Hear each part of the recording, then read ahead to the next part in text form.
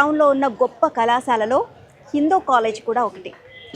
ఇక్కడ విద్యను అభ్యసించిన వారు ఎంతోమంది ఉన్నత స్థానానికి ఎదిగారు.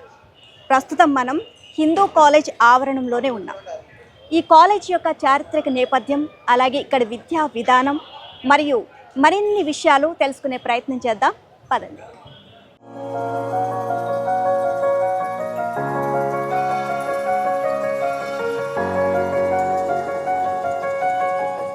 సరే, ఏం సార్ స్టూడెంట్స్ అందరూ బయటే ఉన్నారు క్లాసెస్?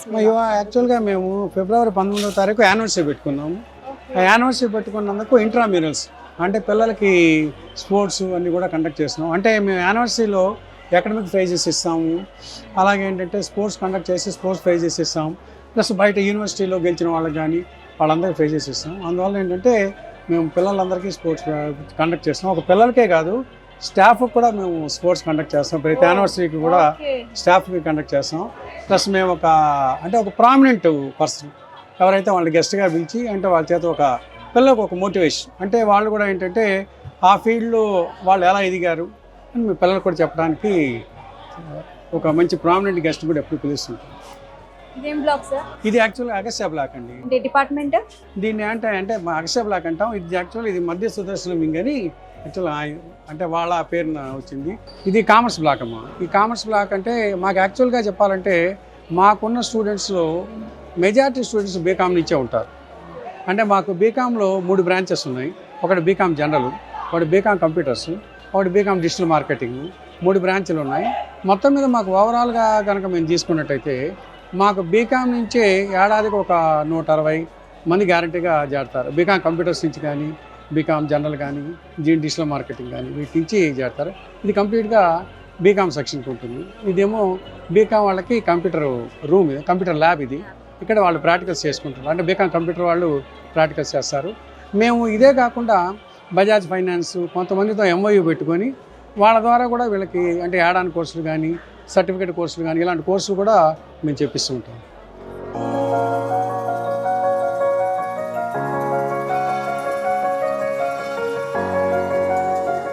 మొత్తం ఎన్ని బ్లాక్స్ ఉన్నాయి సార్? మొత్తం మాకు 6 బ్లాక్స్ ఉన్నాయమ్మా.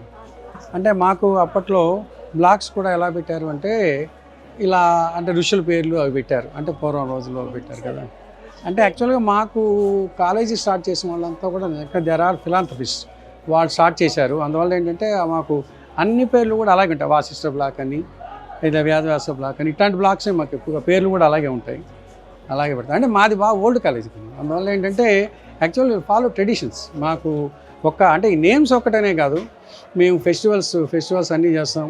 అంటే సంక్రాంతి చాలా బాగా చేస్తాం, సంక్రాంతి సంబరాలు చేస్తాం, అలాగే సెమీ క్రిస్మస్ చేస్తాం. అన్ని ఫెస్టివల్స్ కూడా మా కాలేజీ స్టూడెంట్స్ కానీ స్టాఫ్ కానీ చాలా యాక్టివ్గా చేస్తాం. ఇది యాక్చువల్గా ఇంగ్లీషు ల్యాబ్ అమ్మ. యాక్చువల్గా అంటే ఇంగ్లీష్ కూడా ప్రాక్టికల్స్, అంటే ఇప్పుడు యాక్చువల్ లాంగ్వేజ్ ప్రాక్టికల్స్ కూడా ఉంటాయి, ఈ లాంగ్వేజ్ ప్రాక్టికల్స్ కూడా ఉంటాయి. అందువల్ల ఏంటంటే మేము ఇంగ్లీష్ ల్యాబ్. యాక్చువల్గా మాకు టీచింగ్ కూడా ఎక్కువగా ఈ ల్యాబ్లోనే చేస్తుంటారు. అంటే ముఖ్యంగా ఇంగ్లీష్ మేజర్ స్టూడెంట్స్ ఉంటారు, అంటే BA స్పెషల్ ఇంగ్లీష్ ఉంటారు, వాళ్ళకి ఇది ఎక్కువగా వాడతారు.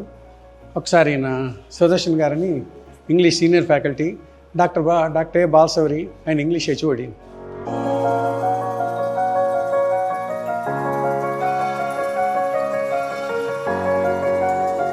సార్ మీ ల్యాబ్ స్పెషాలిటీ ఏంటి? So this is English language laboratory through which students get enhanced language skills. So by using this laboratory they can learn the words in exact manner according to received pronunciation. For example, VALLAGE, so that is pronounced as village. So such kind of devices are taught here. So ఈ language laboratory ద్వారా ఎలా నేర్చుకోవాలో పిల్లలకి మేము symbols ద్వారా language skills అని కూడా నేర్పిస్తూ ఉంటాం. Literature students as well as common students they learn here. Yes madam. So every day ఉంటుందా sir practical? Yes madam, 3 to 4 మేము పిల్లల్ని ఎంగేజ్ చేస్తూ ఉంటాం.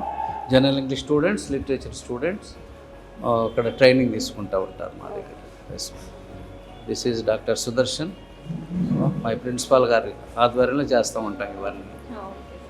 సో ఇంట్రెస్ట్ చూపిస్తారా సరే దీనికి పిల్లలంతా? ఎస్ మేడం, ఎందుకంటే ఒక పదాన్ని ఎలా పలకాలో అది కూడా ప్రతిది కూడా లాంగ్వేజ్ స్కిల్స్ అని కూడా ఇక్కడ pronunciation, spellings and how the words are delivered, how to pronounce the words according to received pronunciation.